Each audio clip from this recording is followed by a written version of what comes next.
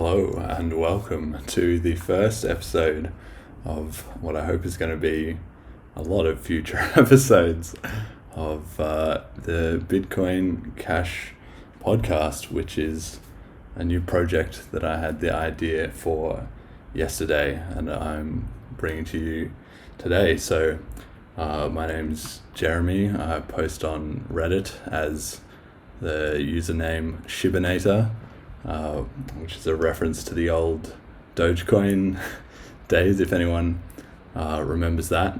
But basically, I have been in Bitcoin and cryptocurrency for a long time. I bought my first Bitcoin in 2013 in about, it would have been in September or October of 2013. And yeah, got sucked down the rabbit hole. That was actually right before the huge run up at the time, from about $300-400 US to $1,200 at the time. It was like the China rally, where everybody was super excited about what was happening with the Bitcoin expanding in China, and the expansion of mining there, and as Chinese exchanges started opening, and it sort of caught fire in the population a little bit, and yeah, it all sort of ended in disaster when Mt. Gox, which was the biggest exchange in the early days of Bitcoin, blew up, and well, I guess they just suddenly went offline and took tons of people money with them, and it was a huge scandal, and that's really a whole story for another day.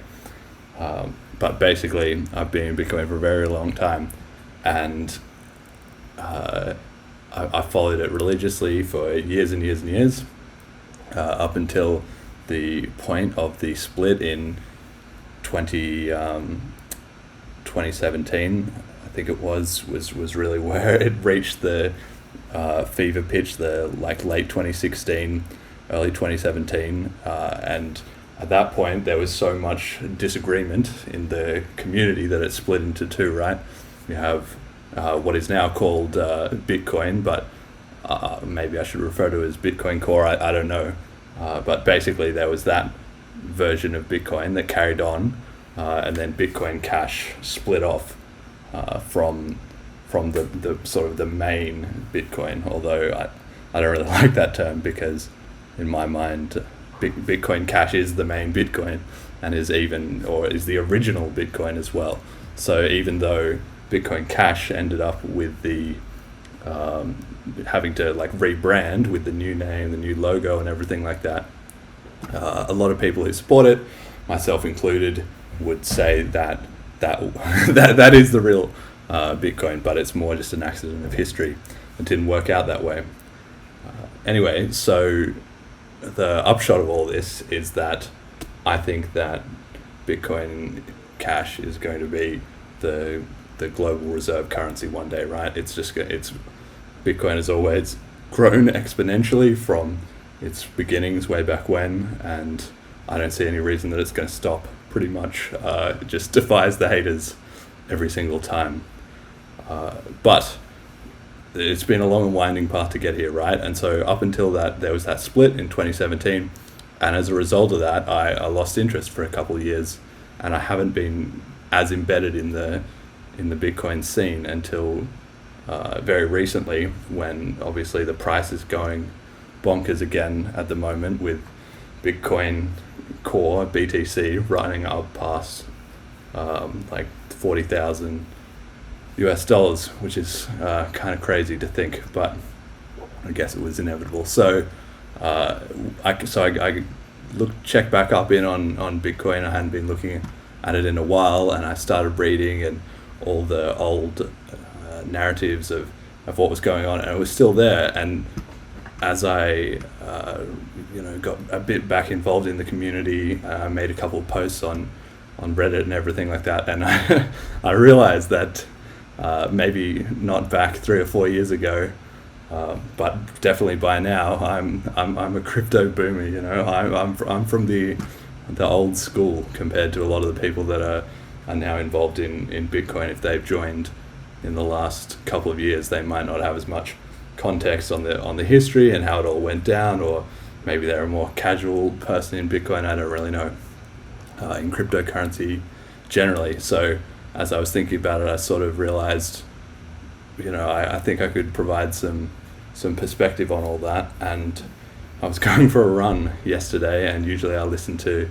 a podcast when I go running, and I realized there wasn't really a podcast that I knew of for Bitcoin Cash specifically. I mean, there's a lot of YouTube channels where people talk about cryptocurrency or trading or whatever is the most like clickbaity topic of the day or whatever. But I don't think there was anything that I knew of that had a good mix of like in detail discussion of what was going on. And in cryptocurrency, things change really fast, and of course there's always something new. But a lot of it is to me, it's not about making a quick buck here or there. The price goes up or people speculate. Sure, that's how people get into Bitcoin a lot of the time, right? It is driven in some sense by greed, but from that's not even necessarily a problem, right? But from the early days, it was sort of more about the ideology, and I don't know if the ideology is the right word, but the principles or the sort of angle of bringing economic freedom to the world. And I think that's still there, and it doesn't matter whether it's greed or anything else that helps promote that. The point is that that's kind of what's happening, and so that's another perspective that I think it can be really easy for new users to overlook, because Bitcoin operates in such a cycle of hype, right, where it carries along at whatever price it is for a year, 2 years, 2.5 years, and then for whatever reason the price starts to spike, and that draws in a bunch of new investors, right? New people who've maybe only heard of Bitcoin a little bit, or they've never heard of it, or maybe they've heard of it too many times. Their mate is now rich and they think, finally he was right so many times, I got to get involved, right? So they all flood into the scene, and price spikes. It's unsustainable, of course, because while the economy is growing fast of cryptocurrency, it doesn't grow quite that fast. It hits a peak, fee for pitch, everybody realizes it's gone a bit too far, and the price crashes because people start selling out. And of course, all these people who are new, it's the first time they've ever owned cryptocurrency, or even if they've heard that it's volatile or anything like that, it's very tough on an individual's psychology, really, to experience that for the first time. It's sort of a bit of a rite of passage for Bitcoiners or cryptocurrency enthusiasts in general. And so they sell out, or they have a really rough time of it, or even if you've only put in a little bit of money, and a lot of people put in a lot more than a little bit of money, that it can really take a toll on your emotions. So a lot of them sell out, and of course in a wave where a huge bunch of people are flooding in, they're going to be the first ones to sell out, and also the first ones to be complaining on Reddit or on social media or having a bad experience or whatever. So a lot of them leave disgusted, but a few people have sort of got it, or enough of it sticks with them that they keep paying attention. And so in that way the bubble eventually levels off. The media writes a few more articles about how Bitcoin's died for the 20th time or whatever. The price is stabilized higher than it was, but lower, much lower than the peak. And the community sort of carries on and slowly builds up enough momentum that it can go through another media cycle of hype and everything like that. So in this latest one, I came back to it and found Bitcoin still doing its thing, and Bitcoin Cash still kicking. So I think Bitcoin Cash will eventually overtake Bitcoin, if you ask me. I mean, a lot of people have different opinions, but that's my opinion. And so yeah, maybe we can have a bit of a look into why I think that is, and what's been going on recently in the Bitcoin Cash scene. So maybe I'll make this a bit of a series. I don't know. This is a first attempt at it, as you can see, with a very limited production value. And I don't know if it's popular, if people like this vibe of having a detailed look at what's going on in Bitcoin, or reporting on things from a bit of a different angle, then maybe I'll make it a series. So let's give it a go, right? So here we go. So I've got a bunch of tabs here to just sort of walk through and illustrate my points as I go. But I guess first thing is today is Friday the 22nd of January 2021.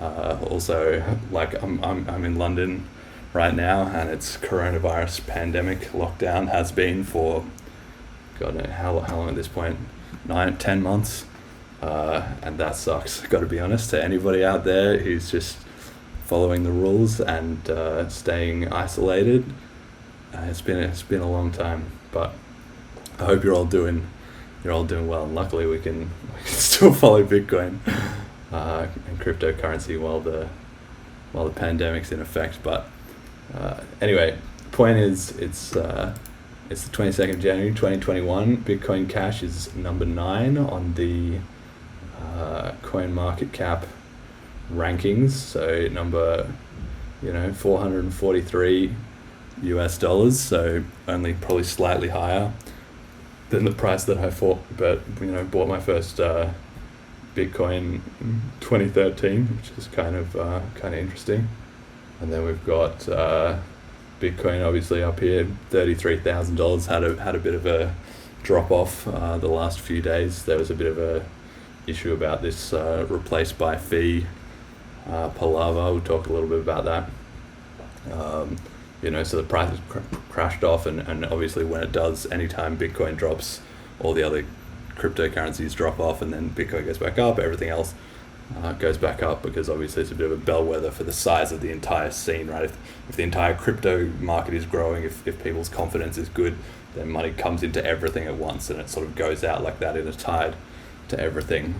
And if you've watched it for a long time, you'll know that there's even more of a mini little cycle in that, where people get excited about Bitcoin, they rush into Bitcoin, Bitcoin's price goes higher, then Bitcoin drops off a little bit as people go into altcoins, right? Because it's a very natural thing for new cryptocurrency investors to get excited about Bitcoin because it's the number one, it's the biggest. They look into it, they read, they think this is the best thing ever.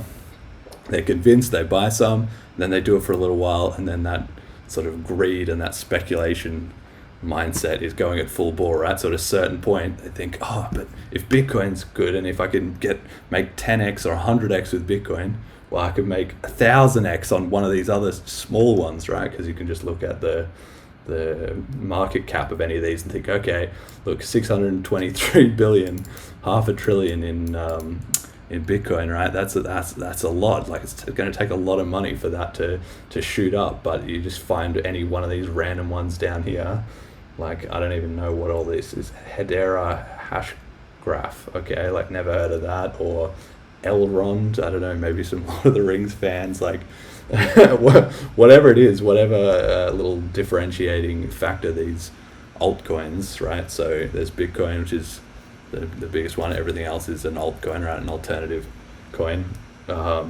So they just look at this and they think, wow, this is tiny. Like, if I just bought in on this, look, I could have made stacks of money. Look here, $8, and now it's $37. Like, in the space of like 1 month, like, I could be rich. So yeah, people generally tend to go through a bit of a phase, I think, where they get into crypto and then they get into all the altcoins. They get really excited about that.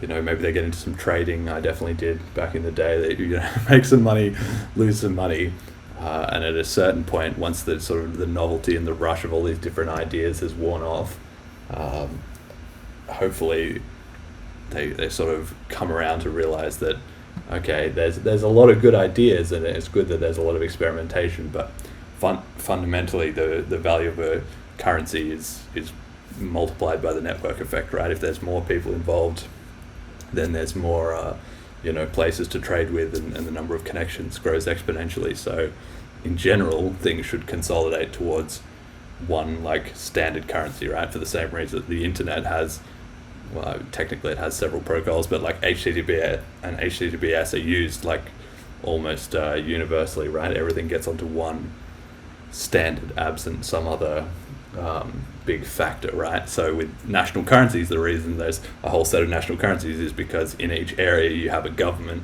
who says, right, this is the currency, you've got to use this currency, you've got to pay our taxes, and if you don't, then we're going to arrest you. But on the internet, there's no such rule like that, right? So everything just sort of competes on its own merits, and over time, I think,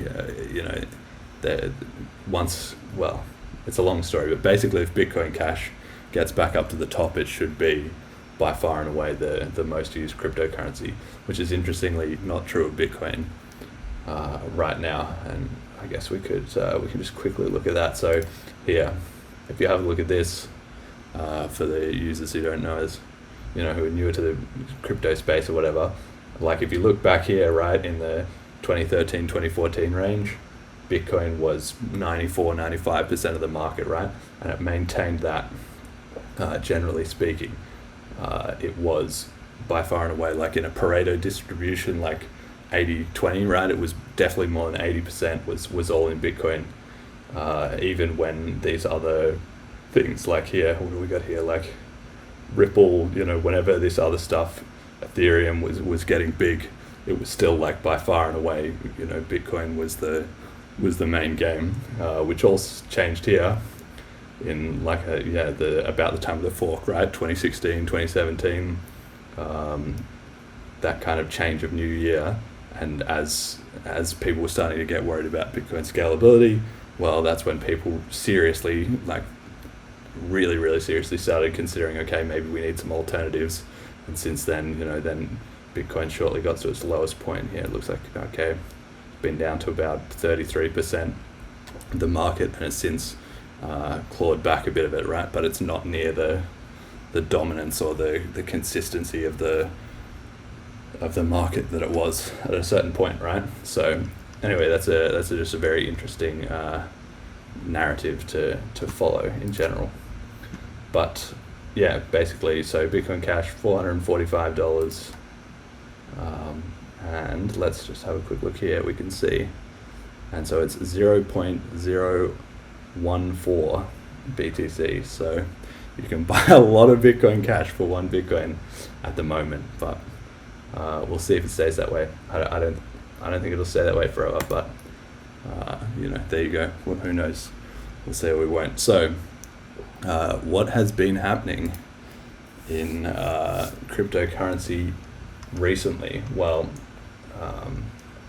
okay, I'm going to skip over these, and actually maybe we'll start here. So one of the biggest stories from this week has been this bitcoincore.org removing bitcoin.pdf from their homepage. So for people who aren't familiar, this PDF that they're talking about is this one, which is the Bitcoin Whitepaper, right? So it is the original paper that Satoshi Nakamoto, the inventor of Bitcoin, published online. It was the very first thing before he'd even launched the actual network. He published this paper on a mailing list online, and so just a couple of people read it, and it sort of started to build momentum from there, right? But this is kind of like a sacred text in the Bitcoin ecosystem, in the cryptocurrency ecosystem, right? Because the original design that Satoshi put out was basically, I'm not going to say flawless, but I mean, I would maybe even say flawless, but basically it was a very good design, right? This was a revolutionary idea that had never been thought of before, and when it was implemented in the code that he originally wrote and then built on by everybody else, it worked, right? It was super successful. So the idea that any sort of newcomer, like in the sense of newer than Satoshi, could come along and think, oh, let's just change this or just tweak his like design. It was kind of like, yeah, well, you can do that if you want, but then it's not the original, right? It's not the main thing. It wasn't like the brilliant breakthrough. It's maybe your version or your sort of remix of the idea, but it's not what the original intent was. And for most people, the original intent got it right. It's been phenomenally successful. Like it would be hard to deny, right? So again, like that's sort of where this whole dispute about BTC versus BCH comes from. And one of the reasons that I think it's pretty obvious that BCH is the way to go is right here in the title, right? A peer-to-peer electronic cash system. It's literally in the first line. And it even says, a version of electronic cash, right? So anyway, if you're new to Bitcoin and you've never read this, you should read it, right? It's actually not very long. It's only about 9 pages, of which one page is the references. These are some good things as well. You can look into if you're interested. But generally speaking, okay, there's a little bit of maths here at the end. But there is actually a few diagrams and things, so it's not quite as intimidating as it might seem, like a scientific white paper or anything. But if you read that is the best way that you can get some idea of what is actually going on with the whole idea of cryptocurrency, right? At a technical level and at a conceptual level, what's the point of it all? So this PDF, has been hosted on a lot of Bitcoin websites, right, for a long time, like, bitcoin.org, bitcoin.com, all those ones, right? bitcoincore.org, who have now, like, removed it. So you can see it's a bit of a scandal for 2 reasons. One, just because, like, why would you take that down? Like, that explains the whole system. If you're trying to evangelize Bitcoin to people, just start them to read the white paper, like what the founder originally wrote. That's what should be the first thing that should be available for everyone to read, right? If you took that down, it's kind of like having a church and taking out the Bibles, right? Like it doesn't make any sense. Like, people should always be able to go to the source material and see what's going on. And the other reason that it's controversial is because of this whole Bitcoin versus Bitcoin Cash split, and it's it's a sore point, right, for the community, or it's a point of contention as to what is the real Bitcoin, right? So everyone can make up their own mind, and I'm opinionated, right? I wouldn't say biased, but I'm opinionated that it is Bitcoin Cash, but other people can have their ideas too. But fundamentally, the white paper should give you a pretty big hint as to what's going on. So from the Bitcoin Cash side of affairs, which is obviously popular, I wouldn't say unanimous, but it's popular on /r/BTC, then you can see people saying, look, they're trying to remove the white paper from their sort of discussion or from promoting it among people who are paying attention to what they're up to, because they want to divert Bitcoin into something that it wasn't originally. And so obviously the first thing you would need to do is take down the white paper if you wanted to make changes that didn't match up to that original design pattern. So I mean, it's pretty severe, like, right, that they would do that. So what's the sort of story? So if you actually follow the link, so it goes to here. So this is GitHub for anybody who's not necessarily that technical or doesn't code or anything like that. This is where a lot of a large percentage of the world's open source software is hosted. And you can see here Vladimir Lan WJ, who is one of the biggest contributors to Bitcoin in terms of the software development, has made a comment here. Is getting absolutely roasted in the reactions, as you can see, 5 likes and 47 dislikes. And so he says, the licensing status of this file is unclear. It can be found in enough places by now. So, a bit of a non sequitur there. If it can be found somewhere else easily, what's the issue with having it here? And as this site is about Bitcoin Core, a specific implementation, not about Bitcoin in general. The white paper doesn't necessarily need to be hosted here, but pretty hard to see what's the downside of including it. Unless anyone can point to an explicit place where Satoshi licensed under a free license legally, it is safer to remove it. Right, so we've got a bit of a story about the legality. So the first thing to think about is that this paper has been freely available online since late 2008, early 2009 or late 2008. It's been, I think it was Halloween 2008 when it was published, something like that. Anyway, it's been online for all those 12 years and hosted in a number of different places, and there's never been an issue with this, right? So this is very suddenly coming out of the blue that it would suddenly be a big issue having this free PDF, which the creator themselves, right, Satoshi Nakamoto, published online themselves and never complained about or tried to take down or anything, and now suddenly it's it's sort of at issue, right? And so one of the things one thing to quickly notice before we leave this is, so you can see here, so it was 20th of January at 7:13 GMT. So everybody's in the comments putting in their 2 cents, right? And you can see it was locked here at 10:22. So it was barely like 3 hours later that it was already like, we got to shut off discussion. Like, this is getting out of hand. And you can see, pretty much Karosagoras nails it. Like, we have the right to debate this. Bitcoin is everyone's, right? So that was sort of part of the original founding mission of Bitcoin, was that it was an open source. It's a community run thing, right? There's no central authority. There's no bank. There's no government. There's no corporation. There's no individual. There's nobody who's in charge of it. It's a community run thing. So this kind of sentiment is going to be very popular in the community. But we have this sort of legal angle, right? And if we have a look, there's some sort of link to it here. I didn't have a link to it, but somebody posted in here somewhere about this. Here we go.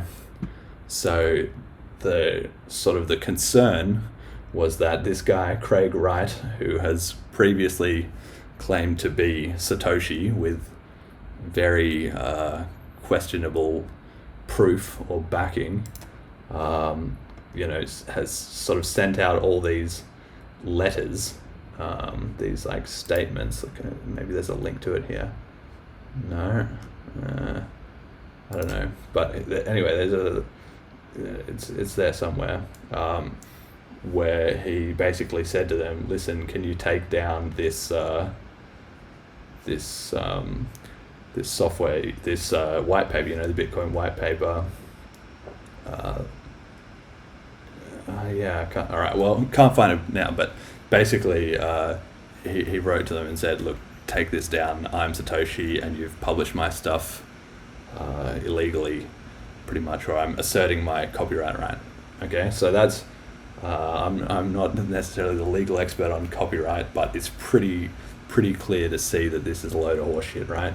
So firstly, it was included in the original Bitcoin files, which were as a whole collectively under the MIT license, which is a sort of open source license, so that just anybody could use it and share it, provided that anything that they modified or shared also had the same license, right? So it sort of guarantees that any mutation in the future continues to be open source. So it was originally invented by whoever it was who published it online. Then it was not disputed for 12 years. Satoshi is still anonymous to this day, provided it's not Craig Wright, which there's not necessarily a lot of evidence that it is. It's never been an issue. Suddenly now it's an issue. And even if it was, well, firstly, this guy Craig Wright, he'd have to convince everybody that he was Satoshi, which should not be a hard thing to do. If he was Satoshi, he could just sign a cryptographic message from the original Genesis block saying, "My name is Craig Wright," and post it, and that would be essentially incontrovertible proof that he was Satoshi. But he hasn't done that, right? So and it would be very easy to do if he could. So it's very questionable at best that he would be Satoshi. But even if he was Satoshi, which he's not, then you have to say, look, this has been in the public domain for however long. It was freely published. It was under the MIT license. What's the problem, right? So, in that sense, also it bears mentioning that Satoshi, the inventor of the very freedom-inspired project, is now one of the richest people in the world, right? Is estimated to have 1 million Bitcoin, and as a result, 1 million BTC and 1 million Bitcoin Cash and Bitcoin SV and all these things. So if you were that rich, would you really be coming out of anonymity, carefully preserved for 12 years to dispute this one open source white paper that, on this one site? It doesn't make any sense, right? So yeah, that's pretty much a load of crap. But one of the reasons this is controversial, or especially causing outcry on our BTC, is that it sort of plays into this theory, I'll say, but that Bitcoin BTC has for a long time, since before the fork, when all the community breakdown was happening and so on, been determined to change the original Bitcoin, to sort of co-opt it, and people have different theories about why that is, right? Some people, I guess, would take an angle that it was more like a deliberate attack by maybe some sort of government actors, or maybe they think there's some evidence that perhaps the people involved at the top of the Bitcoin tree, who are influential in the community, a lot of them work for this company Blockstream, that it has its own motivations for profit, to turn a decentralized community type system into something that they can rent seek on, right? That they can put in their own controls or whatever. So a lot of people think that, and this would be a pretty big part of it, right? The whole divide between BTC and BCH has been about the block size and stuff, and at a sort of meta layer, that kind of goes back to what was the original Bitcoin, what was the intent, did Satoshi mean to put in a block size limit forever, and how was it going to scale, and so on and so forth, right? There's a lot of arguing back and forth about that.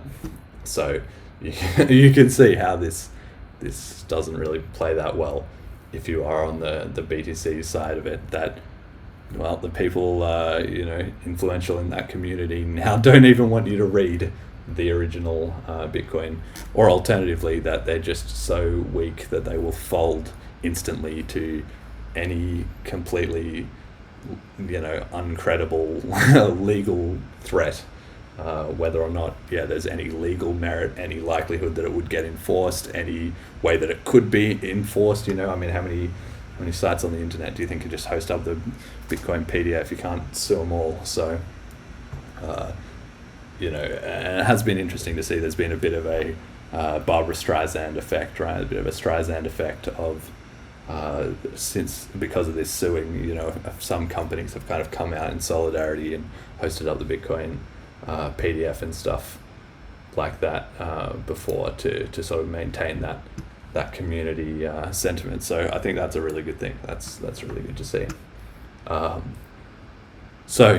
then one thing to sort of look at as well is that this guy, I think I probably am pronouncing it wrong, right? But his name's Vladimir Lan, or Vladimir, I don't know, Vladimir Lan.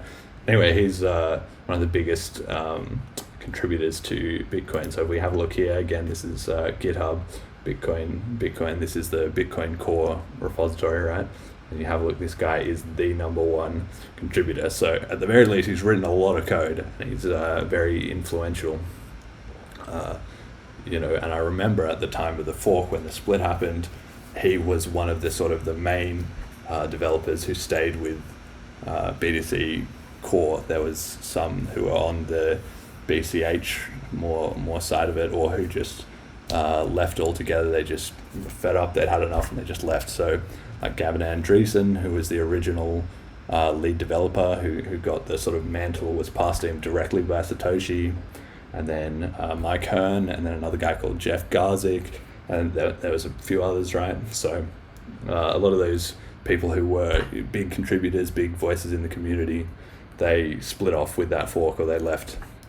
But obviously, Bitcoin's a software project at its foundation, so you need to have good devs who know, it's very complicated code and very critical, right? Any changes to it could make a huge impact on the whole network. You can't really afford to fuck it up. So it's very important you have good devs. But this Vladimir, he's been a huge contributor for a long time, since the fork and before it, and he's sort of posted on his blog that he kind of wants to step back a little bit, and that he feels like he's way too much in the center of things, and there's too much pressure and all of that, and so you can read his ideas sort of yourself for what he thinks. But it's very interesting that at this point he's decided that, well, the development's a little bit centralized, which is one good thing that's happened in Bitcoin Cash, right? Is that because there was that split, they've got several different development teams, whereas the BTC, the main Bitcoin Core, they just have Bitcoin Core effectively. But this whole thing, it just kind of it doesn't bode well, right, for BTC. If you have, on one hand, you have the developers like stepping back or realizing that things are getting a bit too heated, and at the same time you're taking the Bitcoin white paper off your website. This is not looking good here, right? Okay, so we've been through all that stuff. Okay, cool. So if we just rewind, back to what I was talking about before, that's been the biggest story in the last couple of days, has been that the white paper sort of controversy. But the other big story, I think, this week has been it hasn't really been discussed in these terms, right? But it's this idea of the flippening, right? Which is that at the time of the split, when BTC and Bitcoin Cash split off and went their two separate ways, Bitcoin Cash was, of course, the smaller one, right? As we can see now, it's got the much smaller market cap, and because it was kind of going in its own direction, and that community had decided, look, we're going to take our own path, they had this idea that there would one day the Bitcoin and Bitcoin Cash would swap places, right? That Bitcoin Cash would flippen Bitcoin and go back to being the number one coin. And actually we might be seeing some evidence of that recently, so we can have a bit of a look at that, right? So this is one of the reasons that I've become much more interested again in Bitcoin, is if you're going back to where the fork was, Bitcoin Cash was, Bitcoin was still the main game, right? Soon after the fork. You can't really see here because this overlay's in the way, but let's see if I move this a little bit. Yeah, right, okay. So you can see here, Bitcoin is at 191,000 transactions.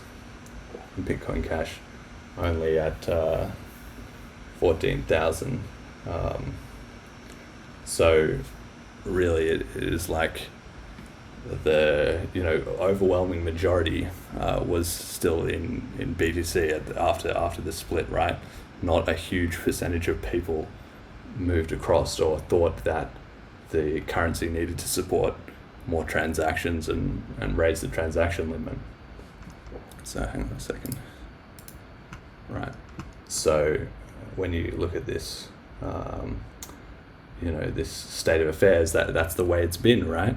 For the last 3 years, probably, up until like very, very, very recently.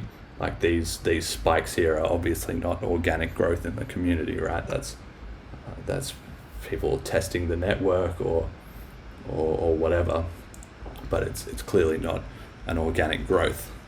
And then what you can also see is that even in that entire 3 years, Bitcoin has never gone over 400,000 transactions, right? So this yellow line was way ahead, but it hasn't got further ahead, right? Bitcoin used to be like this. It used to grow exponentially as more and more users came on board and as more and more people got involved in the currency.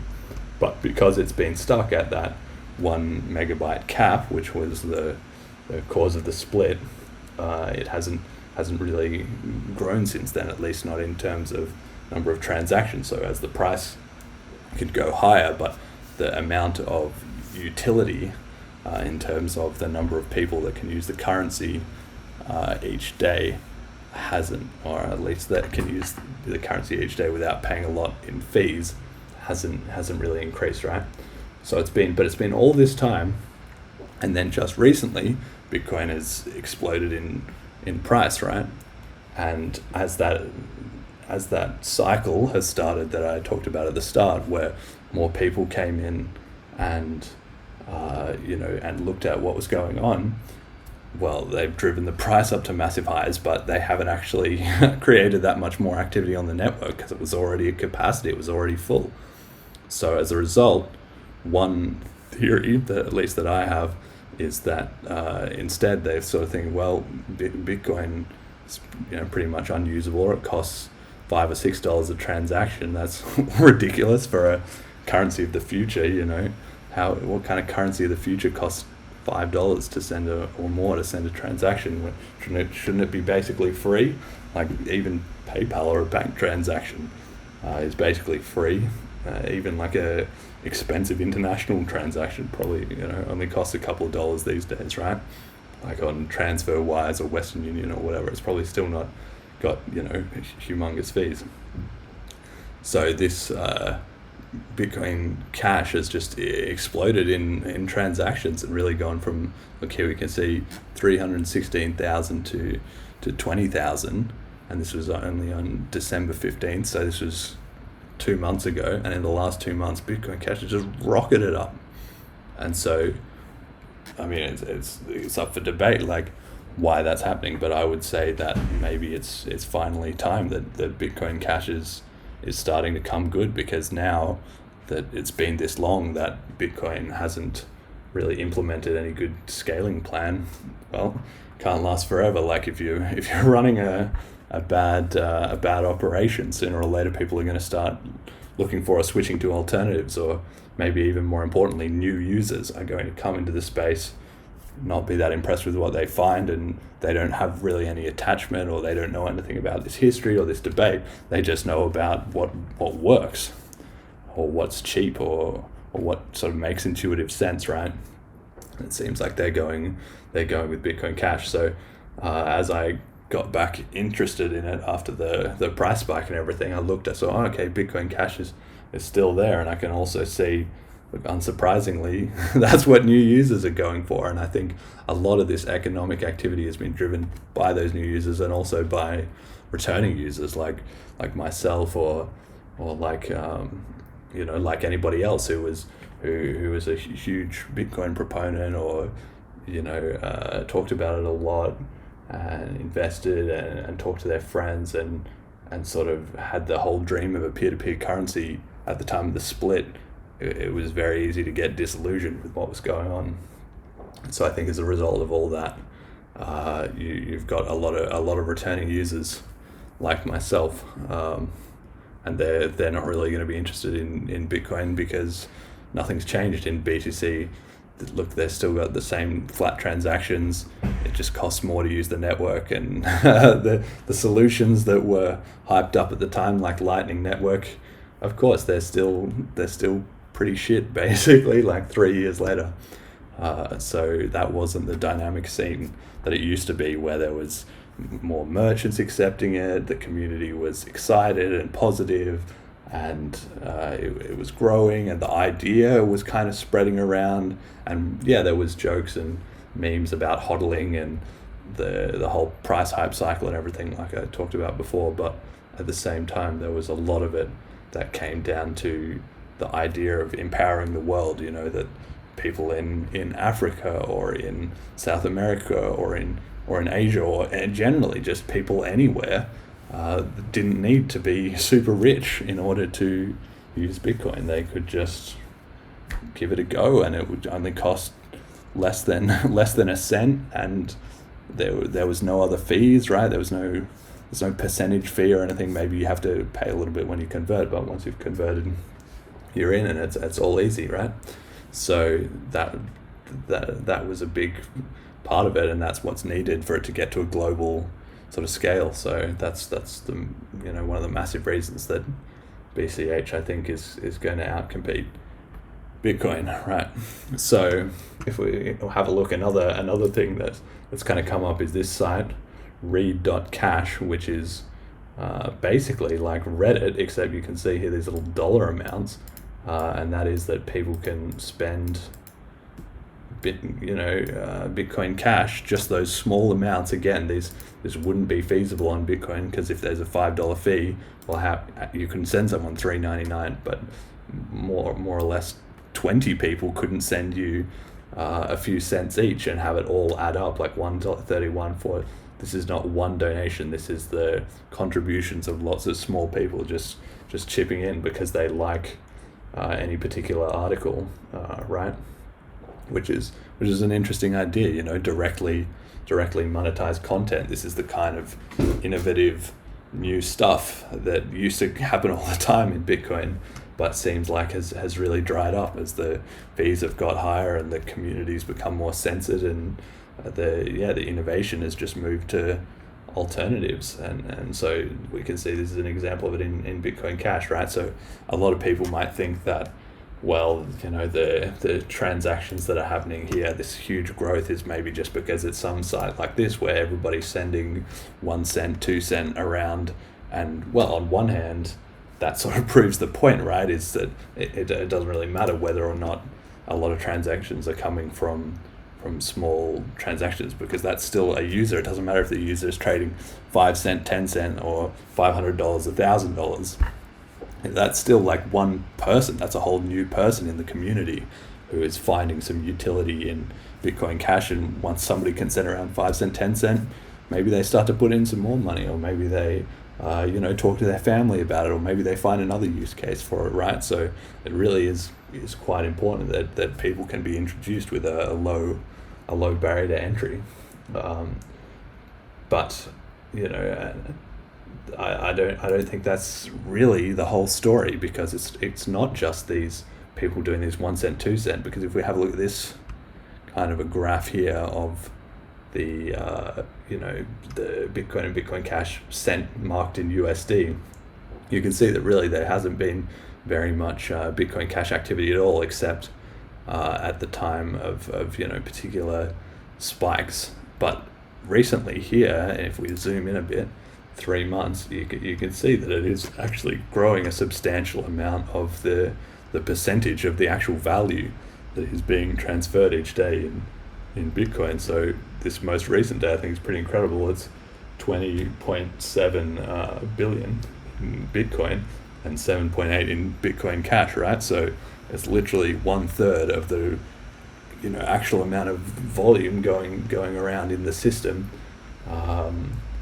which is crazy, because if you look at this, Bitcoin is $33,000 and Bitcoin Cash it's 440, right? So it's more like it's not quite 10 to 1, but it is 7 or 8 times as expensive. And yet when we look at the real value, it's closer to like 1/3 of the actual economic activity. And obviously there's a premium for being the top coin and having the trust and the biggest mining network and all that stuff, right? It does play into it, but you can see that this is in the space of 2 months, right? From 1st of November, okay, well maybe 3 months, November, December, most of January 2021, this trend is really changing, and probably if we project forward in another month, 2 months, 3 months, who knows? It might come to the other way around, right? This transactions chart. Well, if you look here, it's not going to be too long before Bitcoin Cash is doing more than Bitcoin, and maybe the same in this USD chart here, right? So I think that's a really good sign, and it does come to maybe this idea of the flippening, right? So I wanted to talk. Okay, so just quickly to wrap up this point on read.cash. So yeah, everybody can go check this out. But there's this one guy, Mark DeMiesel, who is apparently funding a lot of this. This noise. I keep calling it noise.cash, but there's noise.cash, which is this one. It's more sort of like a Twitter type idea, and it's basically similar idea to this one, read.cash, which is more like a medium type thing, and people post more like articles with their screenshots and whatever, right?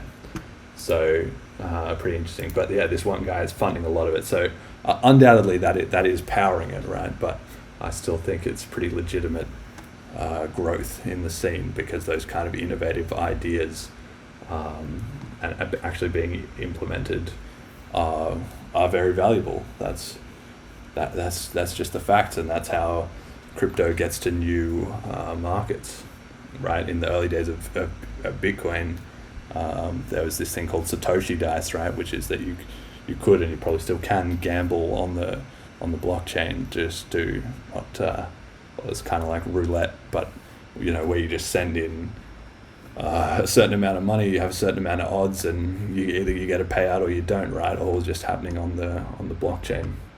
And that in the early days of Bitcoin, like I'm talking 2011 or earlier, probably that was maybe 2012, that was going on, and it was huge, and it helped Bitcoin grow, right? So this could be like the same thing for Bitcoin Cash.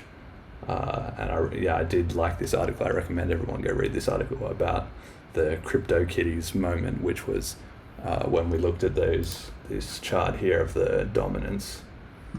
Ethereum had this sort of breakthrough moment. Where is it? Where's the chart loading? When Ethereum really rocketed up and came into the second, the number 2 spot and all that. It was partly about they had this ability to trade these like cat kind of tokens here, so this kind of thing went here when Ethereum was getting up to like 30%. Oh no, hang on, no, not then. Back here, more this kind of run up that you can see along here was because they had this CryptoKitties, and people could trade whatever these like cat tokens. The internet loves cats, I guess, so. That kind of kicked off, and yeah, it was just something new and unique that Bitcoin was not doing, and maybe it's sort of a similar thing with this noise.cash. So to the idea of this flippening, we can have a bit of a look here. So I think this is actually where it all came from, is right, this idea of the fappening, which was in 2016 or when, just in the sort of lead up to when all this Bitcoin fork discussion happened in the split. People were separately on Reddit at all these like nude pictures of mostly female, I think, sort of celebrities, but maybe there was a few guys in there, I don't know, got leaked, and so they started this subreddit called The Fappening, everybody jerking off to these naked, celebrity pictures that had been released, their favorite movie star or whatever. And so then that sort of led to the name, right? That was at the time, that was a big thing that was going on. So then in Bitcoin, it was like the flippening, everybody was making like puns on this name for when one cryptocurrency would take over another.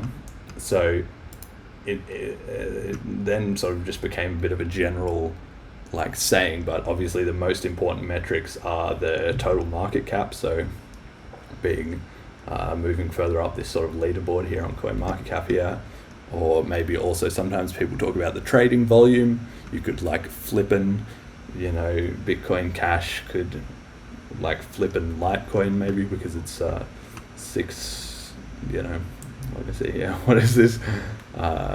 6 billion, right? Is that right? There's like a million, 100 million, 6 billion to like 8 billion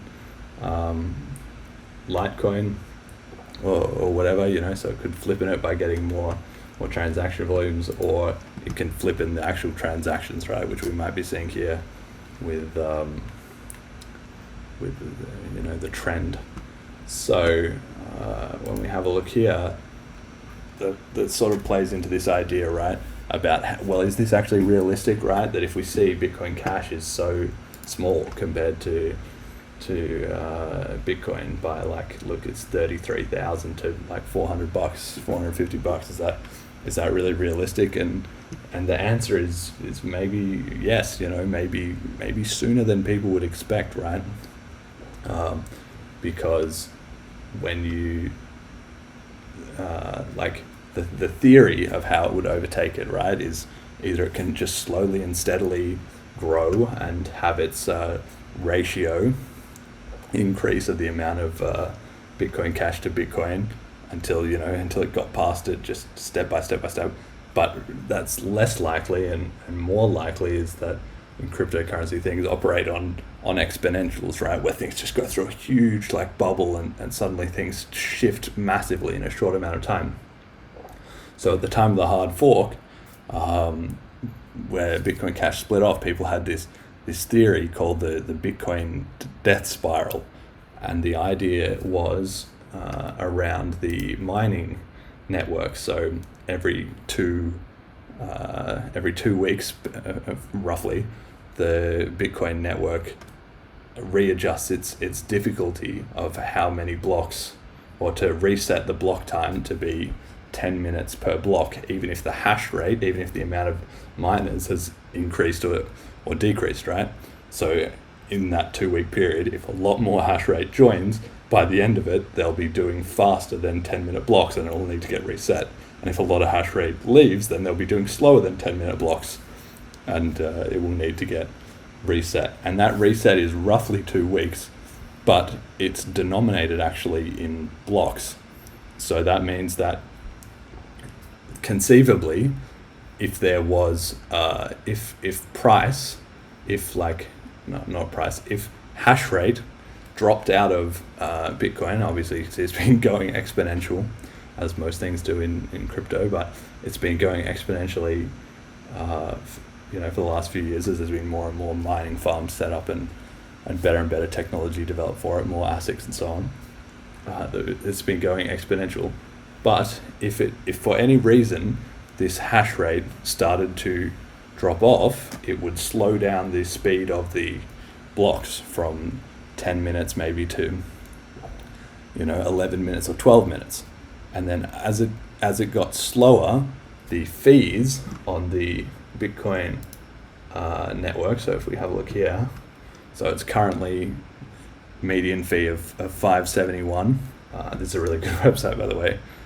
Transaction Street, txstreet.com. People should check that out. It's really good. These little South Park characters. But anyway, the fee is $5.71, right? On like the median. So if the blocks slowed down, even if the throughput stayed the same, if the blocks were slower, then you can have less transactions in the amount of time. So the fee would rise, because people would have to bid more and more to get their transaction done faster, right? But if that trend then continued, as the hash rate dropped off, then the fees would go up. Then that would make it harder and harder to move Bitcoin, and then in theory the price would start to crash too, right? Because as the fee gets to maybe $10 or $15 or $20, however high the fee gets, people start to lose confidence in Bitcoin. They think, is this system really so workable, or it's just too expensive to move their Bitcoin? If it's a $10 fee to move your Bitcoin, anybody with less than $10, it's just pointless, right? You can't even send anything.